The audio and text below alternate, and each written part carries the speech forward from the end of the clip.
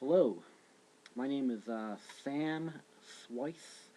I'm from Chicago, Illinois, South Side to be precise, Burbank, Illinois, and I'm a lover of movies. Love watching them, love talking about them, debating them, and I'm here today to give my critique on my favorite movie of all time. But I have so many just right now just swimming around in my head, but it'd probably take me at least, the entire day to sort through them. So I think I narrowed it down to one. And I guess the way I went about that is I tried to find a movie that's probably would be considered universally acclaimed by mostly every critic, but at the same time something that appealed to today's demographic. And there's only one that can really just right now just it's the obvious choice. It would be The Dark Knight. Yep. As if this film hasn't gotten enough exposure already. I mean, you know, with Heath Ledger and just and I would say what I love mostly about it is the fact that it's epic. It's just an epic film, and it got everything right about Batman, who happens to be one of my probably my all-time favorite comic book hero. The complexity of Batman, his story, what he's about, and not just his story, but the other characters in the film. This film just gets it all right, and I mean, some people would argue, whether it's probably one of the best comic book movie of all time. Heard some people say Spider-Man 2 is the best, but I mean, Spider-Man 2 is a pretty damn good movie. Don't get me wrong. But they're two completely different movies. Spider-Man is more like a colorful, chipper type of action. It was more cartoonish with the CGI effects and the over top action. I mean, which worked fine for that film, but the Dark Knight takes it a step further. I mean, really, this film just stands alone on every level. Just everything, the look of the film, the music score, uh, and then really it's what I love mostly about it is the story, the characters. You care about what is going on. Okay, this isn't just some film where you sit there and you, oh, that looks good, that looks cool, ooh, the Joker's cool, the special effects, Batman's doing some cool things, the production design's good. No, no, no, you get involved with what's going on, and by the end of the film, you're sitting there going, oh my God, is this going to happen to this person? Is that going to happen to that person? And Christopher Nolan, I would say, is a genius because he he doesn't hold back. He takes chances with this film. Not that I want to give anything away in the plot for those who haven't seen it. If there's anybody out there who hasn't seen it yet, which I doubt, um, you know, see it right away. It's a masterpiece on every level.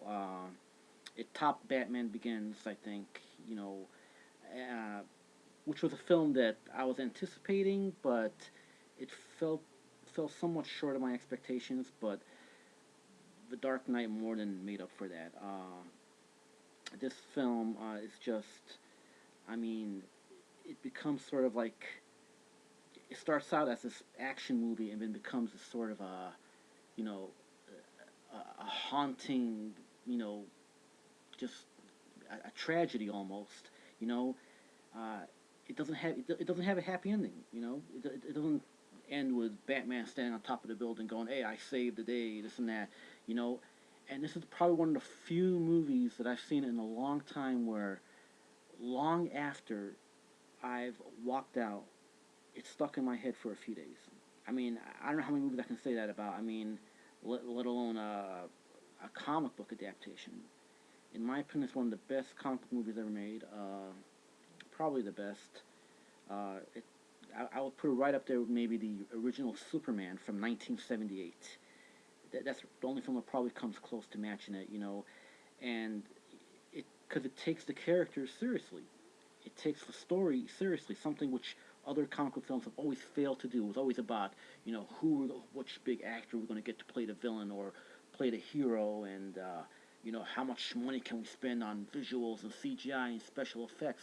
No, with this film, you can clearly see that the script came first before anything else, and that's the genius of Christopher Nolan. And the way he ends it is like it's sort of this cliffhanger where now you're anticipating to see the next installment, which is supposed to be the conclusion of the trilogy, the Dark Knight Rises, which I just can't wait. And It's amazing. The cast, the supporting cast, is amazing.